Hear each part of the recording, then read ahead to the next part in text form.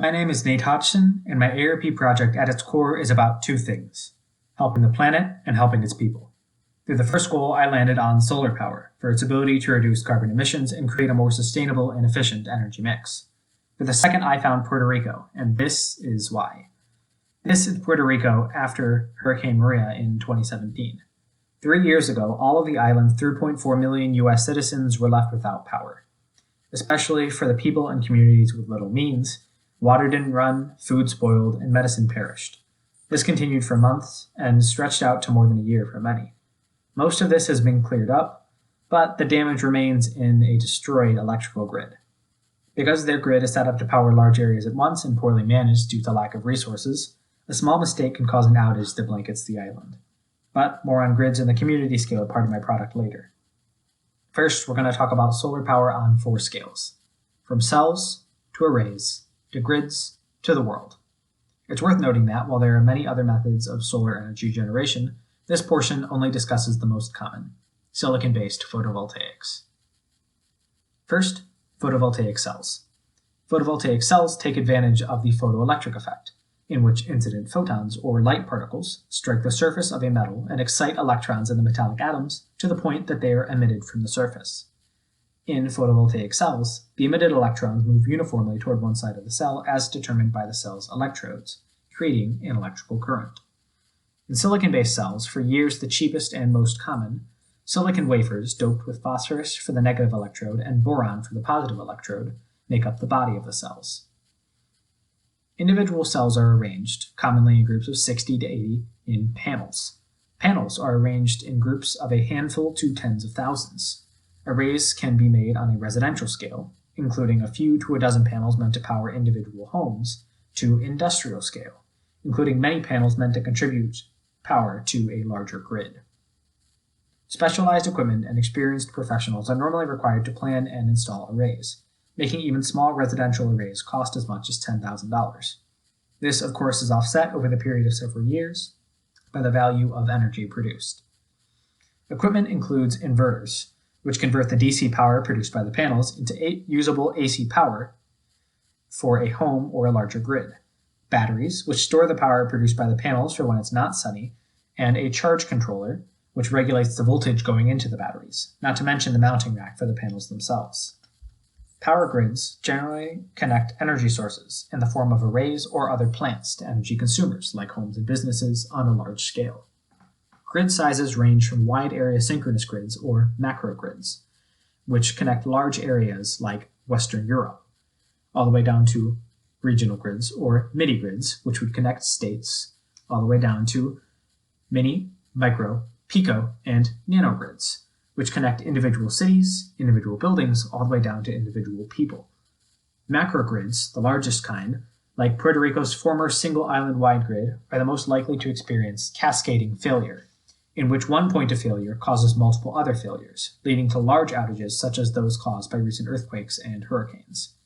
This is exacerbated by Puerto Rico's lack of resources, in large part the fault of the US government for not providing the funding and resources to keep the island soundly afloat. Mini and microgrids can also hook up to larger grids, becoming both a part of how the entire grid normally derives power and giving the communities that they serve access to a backup power source should the main grid go down. My project mainly deals with mini and microgrids for their ability to mitigate long-term, widespread outages in this way. Finally, let's look at the solar world. According to Paul Irby of Cypress Creek Renewables, a solar development and management company with 1.6 gigawatts of installed capacity nationwide, industry trends indicate that solar power has become a viable supplement to larger grids, and installed capacity is projected to grow in the coming years. The coming wave of solar installations will focus on making power viable as a significant portion of large grids. This includes energy storage installations to retain energy generated during the day for use at night, and increased ability for arrays to be installed on sloped terrain. Now, a bit about the challenges that solar power faces both in Puerto Rico and the world at large, and some common arguments against widespread solar power usage. It's worth noting that many of the first arguments that I will present apply to other forms of renewable energy. This is important because the opponents of renewable energy are strong and united in use of these arguments. The 5 largest oil and gas corporations spent more than $1 billion from 2016 to 2018 to discredit the scientific consensus on anthropogenic climate change and discourage the use of renewable energy through lobbying and arguments such as these. One of the most common myths about solar and wind is that they're ineffective because they don't generate power when it's cloudy or rainy or not windy. In reality, this is a challenge for both solar and wind, but it's easily counteracted by avoiding dependence on any one power source and or by energy storage. Energy storage most commonly takes the form of electrochemical cells, which are admittedly expensive, especially on the scale that will be needed for an all or mainly solar grid. Current lithium-ion batteries simply cannot store enough energy cheaply enough to be sensible. But new technologies like flow batteries, thermal storage, and even gravity-based storage are on the rise and getting cheaper and more viable by the day. In short, solar can really be a part of a viable alternative to our current fossil fuel-run grid, but investment in diverse technological fields is required for it to grow further. Another common myth about solar power is that it is simply too expensive to be viable. This argument is included in a recent documentary, Planet of the Humans, which regurgitates this and other decades-old arguments as if nothing has changed in the last few years. In reality, following the trends of the last half-century, the cost of solar power fell by 2/3 between 2010 and 2018, passing coal and now becoming more than competitive with natural gas. It is indisputable that solar has a relatively high upfront cost, but it makes up for it by being one of the least expensive technologies to maintain. If we consider ourselves, as we are, to be in imminent and grave danger from climate change caused by the emission of greenhouse gases, solar only looks more and more valuable. There's been debate about the real merits of solar power in terms of sustainability. Opponents such as the makers of the aforementioned Planet of the Humans documentary argue that producing solar panels requires so much carbon emissions that the environment would actually benefit if fossil fuels used to make them were just burned for electricity. They are opposed by scientific consensus. For example, a study produced by several researchers, including Edgar Hertwich, chair of the Industrial Ecology Program of the Norwegian University of Science and Technology, found that even fossil fuel sequestration and carbon capture plants have a life cycle total emissions value of up to 30 times greater than that of renewable technologies such as solar. That's not to say, of course, that solar panels have no negative environmental impact. Similarly credible studies have found that solar panels after their usable lifetime become dangerous electronic waste. To combat this waste, recycling programs will be needed, and they will need to be mandated and subsidized to be economical in the near future. Even now, though, some companies, such as US-based First Solar, have full recycling programs that turn much of their products into reusable material, without significant loss. Finally, there are several challenges inherent in solar installations in Puerto Rico. Its geography as an island with a mountainous interior makes it difficult and expensive to import and transport fragile and specialized materials, such as solar panels and mounting kits. Just like any other island, there's limited space. Whatever space is unused must be cleared of vegetation and leveled to be useful for large-scale arrays like that which are the norm for grid-scale power generation. Puerto Rico's grid itself is unreliable, never having fully recovered from Maria. This makes it difficult to connect the island's residents with the electricity they need from any source, not just solar. On top of everything else, 40% of Puerto Rico's population lives in poverty. Many of Puerto Rico's local governments are in debt, and the island's government power authority, PREPA, has been floundering for years with little resources. This makes it difficult to incorporate technologies such as solar with a high upfront cost into an energy mix. Still, there are many wealthy people in Puerto Rico, and solar installations continue day by day. My solution then should be aimed at a community and individual level. It is modular. It takes up as little or as much space as is available. It is adjustable. It uses common materials and even some waste. Above all, it's cheap and doesn't require much experience to install. Now I'm going to talk about what I came up with. This is my design for a cost-effective, accessible array for Puerto Ricans. My first step was choosing materials. Puerto Rico's climate and geographic situation as a tropical island does much of the choosing for me. Wood would be cheap, but because of the tropical climate and local insects, exposed wood is worn away in years, as opposed to the decades that this array should last. The tires that I used as molds for the concrete piers come from Puerto Rico's surplus of used tires. There are more than twice as many cars per capita on the island than in mainland US, and shipping waste off of the island is expensive. Reinforced concrete and steel are very common and weather-resistant, though steel must be imported and can be expensive. My materials were also limited by my application, as it's important that the array be accessible, I'm almost solely using supplies that could be purchased at a hardware store like Home Depot, aside from specialized electrical components like the panels themselves. Given the current coronavirus situation, which makes face-to-face learning and building difficult, I was lucky enough to be able to build a mock-up of my array with the help of master carpenter David Hollis. Hello everyone, I'm here with a mock-up of my array that I made under the apprenticeship of master carpenter David Hollis. I've included some photos of him teaching me to make it along with this video. And now I'm going to do an explanation of this mock-up. It's raining, so everything's wet. I'm sorry, but what are we going to do? It's Michigan. This side of the array is mostly accurate, except in the real array, the tires that you can see would be filled with concrete instead of buckets to act as mock-ups. We use buckets as they're less permanent and cheaper, so better for mock-up purposes. We have 18 gauge strut acting as a main support, whereas in the real array it would be significantly thicker and stronger, C strut. Similarly, we have clamps acting as the cross pieces, which would normally be thicker super strut or flat extrusion, and also the panel is not actually attached here, whereas in the main design it would be secured through mounting holes on the bottom of the panel and standardized clamps.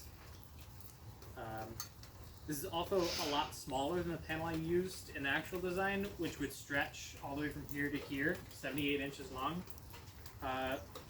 But given that we made this mock-up with just the panel and what Mr. Hollis had in his garage, I would say this design is definitely a success in terms of accessibility and cost. To build the array, I used skills I learned in robotics along with other proficiencies that Mr. Hollis helped me with. Tools included drill, impact driver, jigsaw, and a cutoff grinder. We used real Tapcon concrete anchor screws and steel hex head self-tapping screws. Now I'm going to talk about different options that I designed and the pros and cons of each design. That's it. One challenge inherent in my original design is the inability to deal with sloped and varied terrain. As it's unrealistic to expect the average person to perform large ground clearing, I went to my mentors, David Hollis and Puerto Rican architects Jose and Ana Sofia Cardona, to help me address this in the array's structure itself. One suggestion was lengthening the brackets that attach the long C-channel to the concrete piers. Adding multiple sets of mounting holes allows the height of each pier to be set as needed to deal with uneven terrain. Another suggestion was using steel-threaded rods mounted to the piers to adjust the height of each pier as needed. The excess space within the pier would be filled with an epoxy resin, such as this, that could be bought cheaply at any hardware store. The former solution, if the brackets can be found or cheaply made, may be much easier, while the latter may be more stable and fine-tunable. This is the final design that I came up with for Puerto Rico. It's a kind of pergola for parking lots. This kind of site was suggested by my aforementioned mentors, Puerto Rican architects Jose and Ana Sofia Cardona. As the island's high car ownership rate and inherent lack of space means that acres of valuable space are used as parking lots, left to bake in the sun and otherwise produce no value. With parking lots covered in solar panels, as well as serving their original purpose, stores could slash their electricity bills. Compared with current parking lot arrays, which commonly have high material and labor costs, my design may be a bit flimsier, but its low cost makes it available to a wide array of businesses and communities. One of the greater challenges to consider when building in Puerto Rico is, of course, hurricanes. Powerful storms batter the island yearly, and are becoming stronger and more common. Solar arrays such as mine would be more susceptible than the average building to being blown away or destroyed by debris. For this reason, both of my designs can incorporate a system for quickly removing the panels. Using wing nuts and a common carpenter technique called a French cleat, panels could be safely secured, yet a small team could easily strip the panels from a large array in a matter of minutes. Panels could be stored more securely inside or using a system I designed with my mentors to the wall of a building while the frame can be left to the storm. Durable and, still, easy to replace. I most directly consulted with industry experts for my project, as building and implementing my array in the most meaningful way requires on-the-ground experience more than anything else. Though I've referenced them through my presentation, I'll list them here. These included David Hollis, Master Carpenter, who helped me build the mock-up of my product, Ana Sofia and Jose Cardona, professional architects both living in Puerto Rico, whom I consulted with for the design of the array and material availability on the island, Jessica Thompson, Regional Director for disaster relief nonprofit All Hands All Hearts, whom I consulted with for the feasibility of community-skilled projects and the challenges of working in Puerto Rico, and Eric Hall and John Pugno, local nonprofit leaders bringing solar to the most disadvantaged neighborhoods in Detroit, who talked with me about community-scale solar implementation. If I were to continue this project, I would look into gathering these designs, along with instructions and material lists for each of them, into a website in order to make them available to the public. I strongly believe in the power of these designs and want to put them out there. Finally, I'd like to thank all of the people who have helped me in my ARP journey. I've frequently gone to my ARP teachers, Ms. Dan and Mr. Bronk, and other Liggett teachers like Ms. Manuela, Ms. Villegas, Senora Milenius, through whom I found some of my mentors. This project has been so fun and has allowed me to thoroughly explore my interest both in Puerto Rico and the Spanish language and green energy. Thank you all so much.